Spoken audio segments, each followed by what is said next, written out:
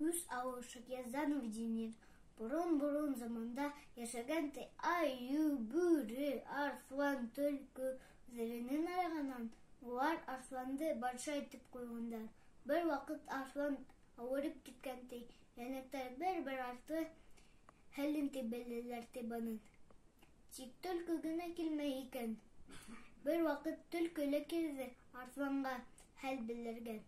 Арслан: "Нимә эшләп кайның? Кайда йөрөнең?" Арслан агай: "Хинәләр уйланым, шуңа күрә килә алмадым." Шулай тигәс, арслан төлкүгә асулана алмаган. Арслан агай, хәлең бик насар бит.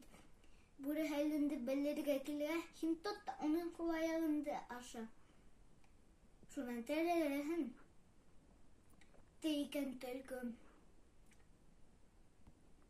Бер көн бүре арсланга хәл белергә килгән. Арслан юхалап кына үзе янына индергән дә, тотып алып кул аягын үзе тешләгән дә, ашаган да куйган. Төлкү бүренең кайтыр юлына сыгып яткан. Бүре сатанлай кайтып килде. Уны күрү менән төлкү: "Һин минең балаларымды ашаганда яхшы инеме?" Дигән төлкү.